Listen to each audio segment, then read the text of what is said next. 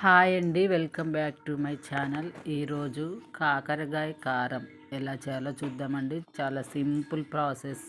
చూడండి ఎంత చక్కగా కనపడుతుందో, చూస్తేనే తినాలనిపించే ఈ కాకరకాయ కారం చాలా 10 మినిట్స్లో చేసేయచ్చండి. చాలా సింపుల్గా ఉంటుందండి, ఎవరైనా ఇష్టపడతారు ఈ విధంగా ఉంటే. చూడండి, ఇప్పుడు ప్రాసెస్లోకి వెళ్ళిపోదామండి. కాకరకాయ ముక్కలు ఇలా సన్నగా తరిగి మంచిగా వాటర్లో వేసి సాల్ట్ వేసి కడగాలండి. ఒక స్పూను సాల్ట్ వేసి బాగా కలుపుతూ పిసుక్కుంటూ కడగాలి.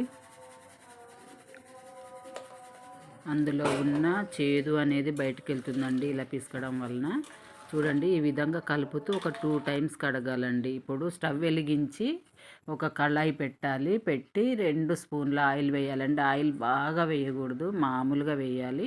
ఒక 2 స్పూన్ల ఆయిల్ వేసి కాగాక మంచిగా డైరెక్ట్గా ఇప్పుడు మనము కాకరకాయ ముక్కలు వేసేయాలి. కాకరకాయ ముక్కలు కడిగి జల్లిబుట్టలో వేసి పెట్టానండి. వాటర్ అనేదంతా కిందకి వెళ్ళిపోయింది. ఇప్పుడు డ్రైగా ఉన్నాయి. ఇప్పుడు ఈ కాకరకాయలు వేసేసానండి.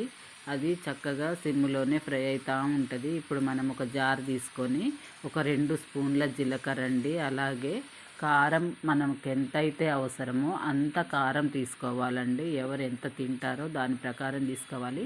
నేనైతే కారం కాబట్టి 3 స్పూన్ల కారం తీసుకుంటున్నానండి, కాకరకాయ కారం కాబట్టి. అలాగే ఒక 2 స్పూన్ల ధనియాల పొడి వేస్తున్నానండి టేస్ట్ కోసము. చూడండి, ఈ విధంగా వేశాక ఎల్లుల్లిపాయలండి చూడండి, ఎల్లుల్లిపాయలు ఇలా పొట్టు తీసి వేస్తున్నాను. పొట్టు తీయకపోతే అంత పౌడర్ లాగా ఉంటుందండి, అందుకే పొట్టు తీయాలి. ఈ విధంగా వేసి మంచిగా మిక్సీ పట్టాలండి. చూడండి, గ్రైండ్ చేయడం వలన ఎంత చక్కగా అయిందో. ఇది పక్కన పెట్టాలండి. ఇప్పుడు ఇలా చేశాక ఇది పక్కన పెట్టుకొని ఆరనివ్వాలి. ఇప్పుడు మనము స్టవ్ మీద పెట్టిన కాకరకాయ ముక్కల్ని చూద్దామండి. ఇప్పుడు ఈ కాకరకాయ ముక్కల్లో ఒక స్పూన్ పసుపు, అలాగే సాల్ట్ అండి. సాల్ట్ కూడా తగినంత సాల్ట్ వేసుకోవచ్చు. చూడండి, ఈ విధంగా వేసాక కలపాలండి. మంచిగా కాకరకాయ ముక్కలంతా కలపాలి. ఈ విధంగా సిమ్లో పెట్టి ఫ్రై చేస్తూనే ఉండాలండి. ఇంకా చూడండి, ఒక్కోసారి ఇలా మధ్యలో కలుపుతూ ఉండాలి. ఈ విధంగా కలుపుతూ ఉండాలి. మంచి కలర్ వచ్చే వరకు ఈ విధంగా ఈ కలర్ రావాలండి. కాకరకాయ ముక్కలు ఈ విధంగా వచ్చేంతవరకు కలుపుతూ ఫ్రై చేస్తూనే ఉండాలండి.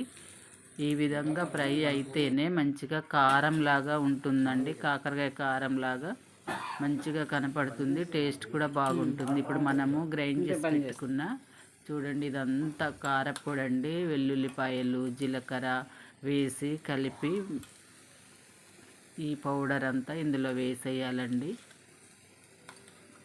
ఈ విధంగా జార్లో ఉన్నదంతా ఇందులో వేసి మంచిగా కలపాలండి. మంచిగా ఫ్రై అయిందండి. చూడండి, స్టవ్ సిమ్లో పెట్టాలి. పెట్టి ఈ విధంగా మొత్తం వేసేయాలి. వేసి మంచిగా కలపాలండి ఇప్పుడు ఈ కాకరకాయ కారాన్ని. అంతే అండి, సింపుల్ ప్రాసెస్. ఎవరైనా ఈజీగా చేసేయొచ్చండి. చాలా టేస్ట్ ఉంటుంది, చాలా బాగుంటుంది. దోశలకు కూడా చాలా బాగుంటుందండి. ఒకసారి మీరు ట్రై చేయండి. చూడండి, నచ్చితే లైక్ చేయండి, షేర్ చేయండి, సబ్స్క్రైబ్ చేయటం మాత్రం మర్చిపోకండి. ఛానల్ని చూస్తున్నారు కానీ సబ్స్క్రైబ్ చేయడం మర్చిపోతున్నారండి. ఒకసారి గుర్తుపెట్టుకొని సబ్స్క్రైబ్ చేయండి. చూడండి ఏ విధంగా కనిపిస్తుందో. ఎవరైనా సింపుల్గా చేసేయచ్చండి. వేడి వేడి అన్నంలో వేసుకొని ఈ కాకరకాయ కారం తింటే చాలా టేస్ట్గా ఉంటుందండి.